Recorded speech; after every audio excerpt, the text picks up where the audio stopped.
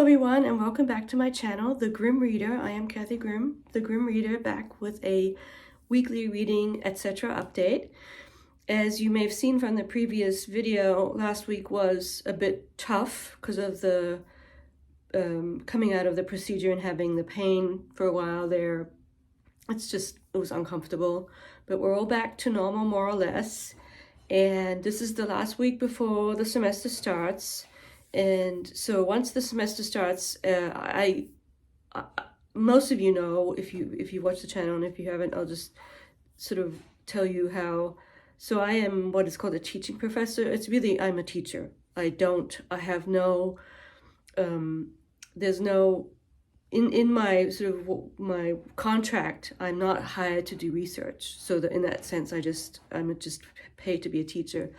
And that means that I teach a lot.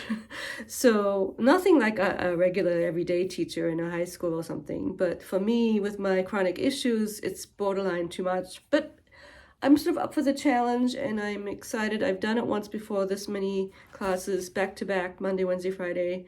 So even though I'm a bit sort of, it will be busy. I will have a lot of work to do, but I've been through it before and I'll just do the best I can. Apologies if you can hear a cat taking care of things in the background. I'm not going to stop. And I also have to say that we're entering into I make it at night when there's no real normal good lighting, and I'm not going to edit much either because that's the only way I can get these videos out on top of all the other stuff I need to get done. Talking about my reading for last week. So first off, I wanted to mention a book that I forgot to mention that I had read before. This is the first book I read in 2024. Juli, a German best-selling writer, very interesting lady who studied law and who works as a judge, I think. But she writes these I want to almost call them feel-good. I mean, it's definitely sort of entertainment literature, as we say in German, Unterhaltungsliteratur, but she's a good writer. And so this is about people, but it's also Über Menschen, so it's also playing in German on the Nietzschean, super people. Although I'm not quite sure how deep I would go with that pun, but it's there. And it centers around a young woman, sort of a millennial-aged woman called Dora, who decides to run away from Berlin and work on her home that she's bought in very rural eastern parts of Germany, sort of the hinterlands of Berlin. And it's about the cast of characters, sort of unsavory at first because they're right-wing, they're nationalist, AfD type people. But they're also kind of interesting, and the main guy is really, really interesting, and she's done a good job of, he has many talents, and he's very kind of helpful in a weird way, even though he's very odd, but there's also reasons why he's odd. And she never kind of explains the fact, why is he a Nazi? That the kind of the knot of that doesn't really get solved, but she does a good enough job of spinning a story about him and then his daughter, and how Dora, this woman who's very Berlin, very kind of different, very sort of kind of liberal young Berlin person, how she has to deal with these people and how she does learn to deal with them and how they kind of form a friendship. And it does border on kitsch. I mean, it borders on Friedrich Bachmann, who I only ever listened to the first Friedrich Bachmann, A Man Called Over, and I remember really hating it. Maybe it was the mood I was in, but I thought it was trite and cliche, and I thought the sort of the non-Swedish people were sort of cliche. I don't know. I just did not care for it at all. And I wrote a bad review on the Goodreads. And this is sort of like this is good entertainment with a sort of cute cast of characters. This could be a movie. It probably is going to be a movie. Also, excellent dog content. I mean, really cute, but not like, even though it's kitsch, the dog is adorable. She really knows her dogs. Jochen der Rochen or something is his name, because he sits flat like a stingray. Anyway, there's a funny name of the dog. So I did enjoy this. I'm not sure if it's really 5 stars. It's more like 4. But it's a good read, and it's a quick read, and it has been translated if you're interested in this entertaining novel about, and it takes place during the pandemic. That's the other thing I forgot to mention. She runs away at the height of the pandemic, and yeah, has all these kind of weird interactions with these people. So yeah, I recommend it. And then the big thing, I did talk about this last week a little bit, but I did manage just today, because it takes me forever to finish things when I'm so busy and preoccupied. I finished actually reading Money by Emile Zola. So in the order, it's the 4th one I've read in the order. I've mentioned it before how I'm reading it in the order specified by someone in a book about Zola that I found on the website. And it's the internal order of what's happening in the novels, not in terms of when they were written. So this was actually written later. And he wrote this, so this is the series of novels about these people called I don't know if it's Rougon or Rougon, ma quoi. So it's so rouge would be red, but is it Rougon? Maybe, and not Rougon? Je ne sais pas. You tell me, people who speak French better than I do, which that's a pretty low bar. Anyway, so he wrote them between 1871 and 1893, and the time period that they take place in is up until 1871 at the complete defeat of the French against the Prussians. And it's the Second Empire, so apparently, I'm not that up on my French history, but apparently what happened was this nephew of Napoleon decides he wants to be an emperor. So he gets elected, and then he just thinks, okay, I'm going to be emperor, and so he makes himself an emperor until he gets ousted or until the Prussians kind of take over. But it's the world of that time period. So from about 1851 to 1871. I'm looking at when 1848 that was the sort of the revolutionary year, and then he had a coup d'état at the end of 1851. He made himself emperor, and so this one is all about the world of the stock market, and it's one of his main characters is Zakar. So this person who was came to Paris in the earlier book and made his way and was very well off for a while and did terrible things to people, but also was successful. But then he had a fall, and so this is the main gist of this book, is him coming up again, and then of course the fall will happen again too.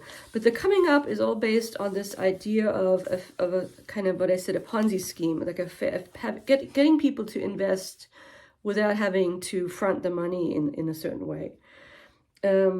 And it's really good. I really enjoyed it a lot. And it's kind of over the top, because that's how Zola writes. He's very good at describing scenes of bustling streets, and even the stock exchange is this very sort of public place where people are coming and going and people are watching. And of course the frenzied activity of a stock market, of an early stock market or any stock market, it's all in here.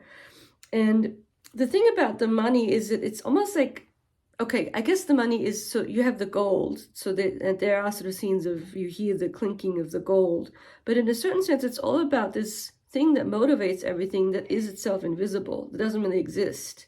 It's sort of, its invisibility doesn't mean that it has no power or something.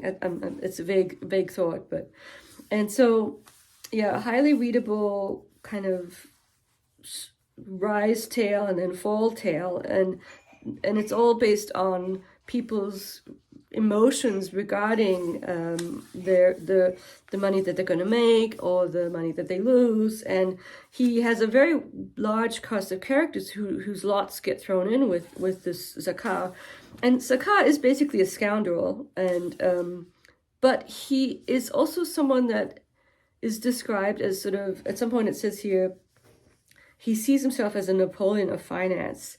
And one thing that Zola likes to do is he'll take a scene at the stock market and he'll describe it in terms of it being a war, and there's generals and there's flanks, and this is going to happen and this is going to happen, and he's going to send in this battalion. So he uses different metaphors to describe the scenes at the stock market. And at other times it's almost like they're kind of described as barely human. They're sort of animalistic and stuff like that. And very well written, very wonderfully translated by Valerie Minogue, a French professor, British French or Welsh or a French professor who taught in Wales. And I do think one of the other reasons why I love this novel is, so you have Sakkar, but then one of my favorite characters so far, and all of the ones I've read, is Madame Caroline, who is sort of, as it says here in the introduction, she's the the chorus of the novel and the voice of morality and legality and also kind of reason. But what's interesting about her is that she falls for Sakkar, and she, what I liked about it is how she did fall for him, even, and it did make us kind of see him as less awful than he would otherwise have been seen. I mean, he did terrible things to other women, but nevertheless, he has enough charisma that he gets this wonderful woman to fall for him somewhat. But she doesn't let that kind of, she doesn't sort of fall down in shame as having, sorry about the kitchen noises, but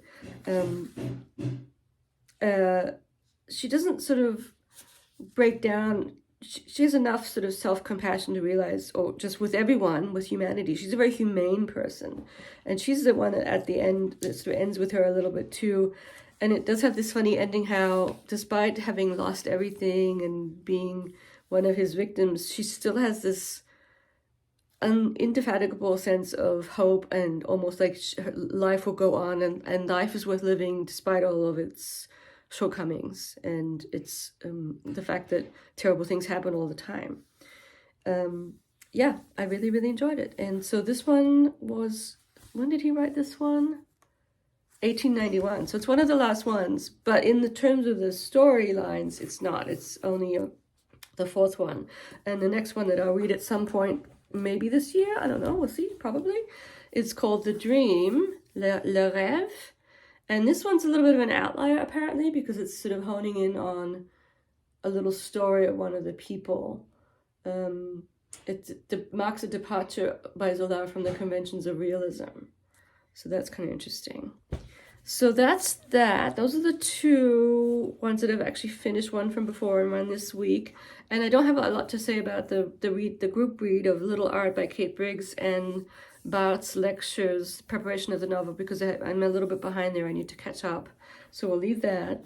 And then the other book that I've started is straight up history. And I've always wanted to read one of his books, and I am just listening to it, but then what I did was, so the book is this book, Powers and Thrones, A New History of the Middle Ages by Dan Jones, who I've kind of been interested in. I've come across him on the Twitter or on the internet somehow. One of these British, very sort of personable British historians. You know, we have Mary Beard, we have Susanna Lipscomb and Lucy Wolseley, this kind of group of very media savvy. And he's basically someone who got his degree from Cambridge, and now he's a writer. He writes these for, you know, general audience. He does also a lot of sort of documentaries, television shows. And so this is this new history of the Middle Ages. And when I started listening to it, it does have the drawback of there being basically a lot of history. and because it's a sort of a high, it's basically almost like a textbook in the sense that he's taking this high level view of things. So he's not doing micro history. He's not doing social, sort of the French school of looking at what the little people are doing. It's just macro history. It's Powers and Thrones. And he starts fairly early on with the Romans and quickly goes into, you know, the end of the Roman stuff. And when you're just listening to it, it's just kind of, it's sort of, you're being inundated with a lot of information, a lot of names and dates. And it is interesting on the one hand, but on the other hand, it did make me anxious in the beginning because I kept on wanting to look everything up, which is one reason why I did kind of cave and bought the book as well. So I can go back and look things up. Plus it does have some pictures. It's always interesting to me. I don't know. It's a strange little question I keep having, is how we have these pictures of, so this is the sack of Rome down here. It's not a very big picture of it, the pillaging of Rome in 410. But the picture itself is from the 19th century. And so, it's like how realistic is that? Like when you see a picture of an event, when, what are you seeing? And anyway, that's just a little note. But now that I've kind of just decided to go with it, and I'm just kind of letting myself enjoy the narrative, I am quite enjoying it, even though it is a lot.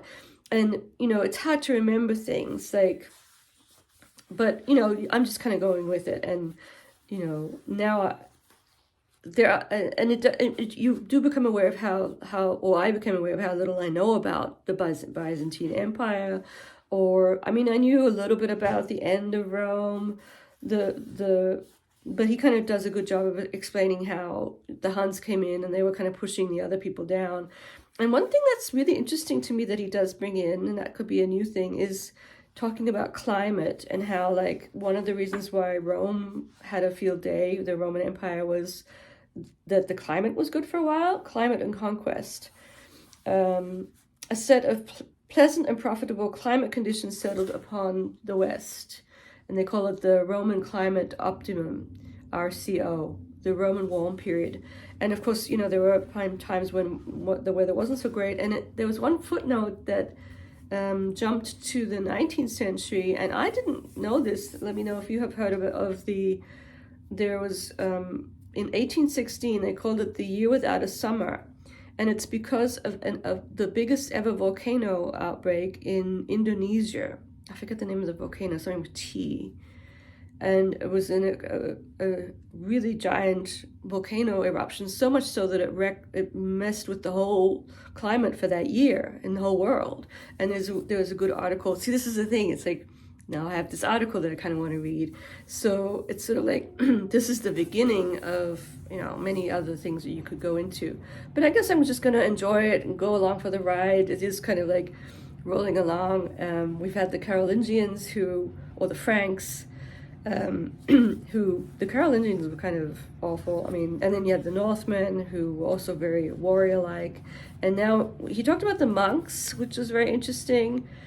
And he had this memorable sentence, something about how the Benedictine abbeys they became kind of a franchise, and he kind of even says they were like the McDonald's of yesteryear. That they had all these different abbeys everywhere, and now he's talking about the knights, and now they're interesting. They're also kind of hinged. They'll play a little bit of a role in the fairy tale class we talk about, because of when I talk about romanticism and the sort of romantic medievalism and how knights, what knights and chivalry and all that good stuff, and now I'm learning a little bit more about knights. So there, I am enjoying this. So, does this mean I'm participating in Historathon? I don't think I'm in the right time period right now, but I did want to go back, and I know that John David has posted a video about historiography, which I wanted to take a peek at.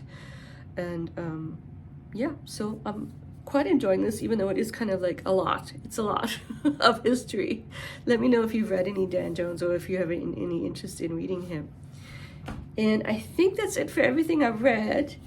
And, these are my last few days of freedom, so to speak, and I would like to sort of maybe read something else. I still have this idea of wanting to read this short, The Spectre. I'm just showing to you these possibilities. And then for a while I thought I might want to read Snow Country by Kawabata, my first one of this, but I'm not sure if I'm really going to read it. Yeah, I really don't know. I think I'm just going to be, I don't know, I'll find something and I'll let you know next week. Either on Sunday or I might have to wait till Tuesday, we'll see. But I'll try not to miss a week. And I hope everyone's doing well. Thank you all for watching, and ask questions, and I will see you soon. Bye.